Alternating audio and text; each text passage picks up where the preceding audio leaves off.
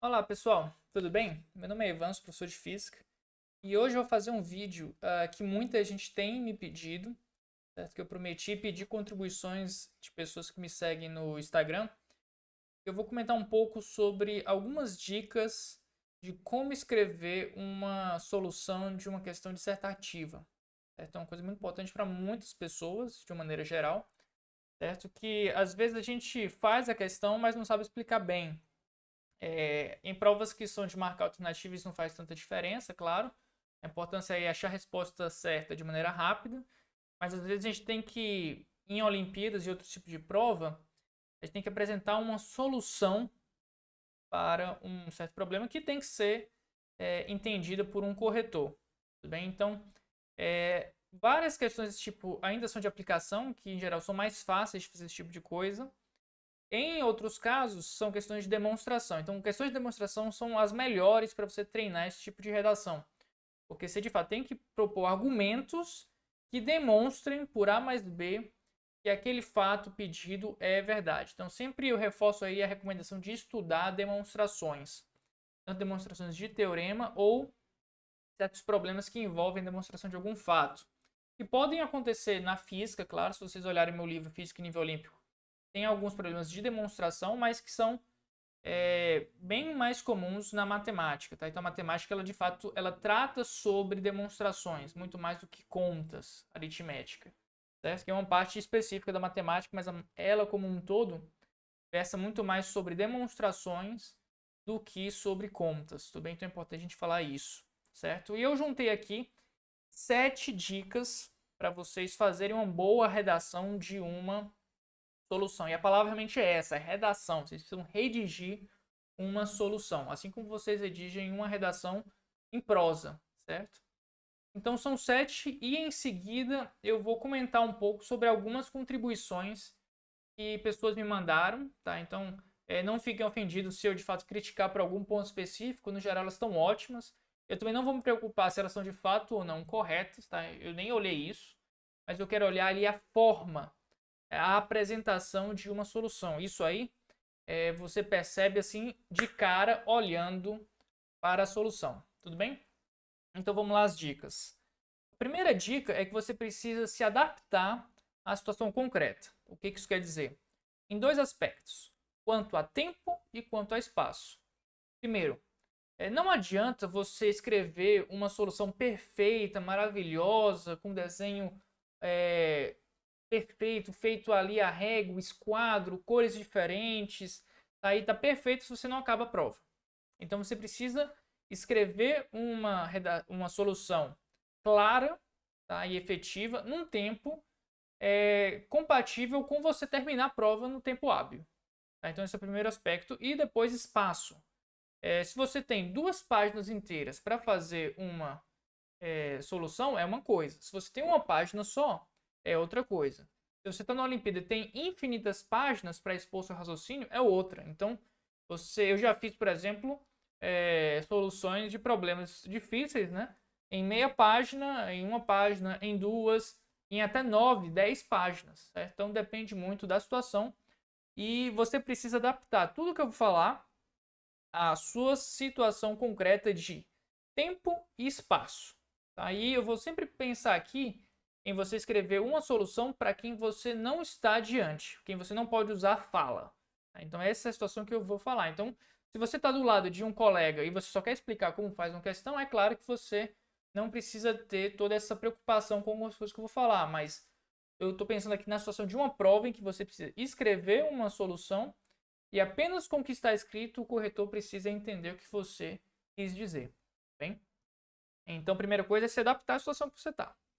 Segundo ponto é separar as ideias. Então, ideias diferentes em lugares diferentes. Tudo bem? E delimitar onde começa e onde acaba uma ideia. Então, se você tem uma questão que está dividida em itens A, B e C, então muitas vezes a própria distinção aí entre cada item vai te separar uma ideia distinta. Ótimo. Se não for o caso, você pode separar a sua solução em partes A, B e C, 1, 2, 3, em numeral, em algarismo romano, como você preferir. Eu gosto muito, em particular, de algarismos romanos, né? 1, 2 em I, né? I, V, VI, etc. Certo? Então, separar as ideias espacialmente, porque aí você vê aonde está cada passo ali da solução de maneira clara. Então, isso aí dá um certo ritmo.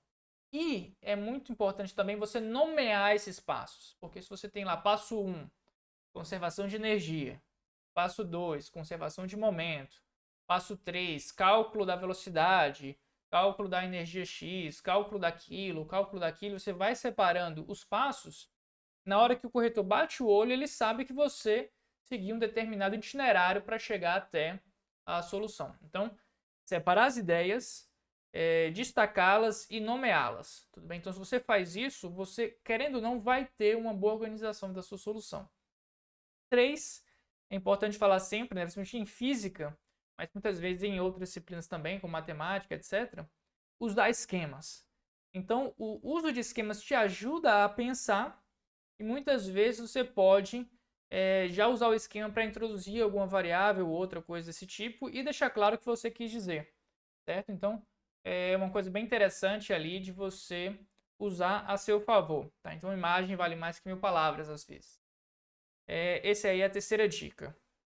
Quarta dica é numerar e nomear as equações, certo? Então, algumas vezes você está lá fazendo um raciocínio, não é necessário nomear todas as equações. Às vezes você tem basicamente algumas etapas que são meramente de desenvolvimento algébrico. E o que importa realmente é o resultado final ali, que vai eventualmente ser usado em outro passo. Tá? Então, se você pega esses resultados aí parciais e nomeia, e mais para frente você fala, ó, eu vou substituir a equação 6 na equação 4. Desenvolve lá no outro passo. Tá claro que eu sei onde veio, para onde vai e como veio aquela equação que vai vir a seguir. Se você não faz isso, vai ficar um pouco confuso. E eventualmente você vai ter que usar algum tipo de coisa como uma seta, que vem lá de baixo, volta lá para cima e que vai para um determinado canto. E às vezes a gente usa seta quando a gente não faz um bom uso do espaço. Então evite setas e numere na equação 1, 2, 3, 4, ou às vezes por símbolos, né? Equação asterisco, equação quadrada, equação triângulo. Né? Se você tiver muitas equações, naturalmente é melhor numerar. Tá? Nomear é mais quando você tem uma outra coisa menor. Certo? E, de maneira geral, evitar setas. Essa seta que vem para baixo e joga uma coisa lá para cima, etc. Quinta dica é definir as variáveis que você adotar. Então, às vezes, o enunciado de um problema te dá um conjunto de variáveis que o autor da questão espera que você escreva a resposta em termos das variáveis dadas. E tá ótimo, né? É até uma coisa boa, porque ele dê as variáveis que ele quer, porque ele unifica a linguagem das soluções. Mas, eventualmente, você precisa aí desenvolver o raciocínio por si. E aí é interessante que você fala assim, ó, eu vou chamar de x o espaço percorrido por tanto. Eu vou chamar de R uma razão tal grandeza por tal grandeza. Defina NJ, MI, NN. Então, às vezes, você precisa definir uma série de variáveis e é importante que isso fique bem claro. Caso contrário, o corretor vai olhar a tua solução e vai ter assim várias coisas tipo XJ, N, M, E1, E2, E3, EF, EI, e é claro, naturalmente você tem um certo palpite ali de escolhas mais ou menos convencionais. Por exemplo, EI às vezes é energia inicial, EF energia final. Mas às vezes você pode usar um E1, E2, E0, tá? Isso aí. Então, é sempre bom você, na hora que for definir as coisas, você deixar claro qual a definição de cada símbolo na sua conta. Tudo bem? Dica número 6. Destacar resultados relevantes. Então, você não pode nem ter uma solução em que nada está destacado, porque você tem ali, não está claro para o corretor onde ele tem que bater o olho para procurar a tua resposta, né? Porque às vezes você tem a resposta certa, opa, é muito provável que o desenvolvimento esteja certo.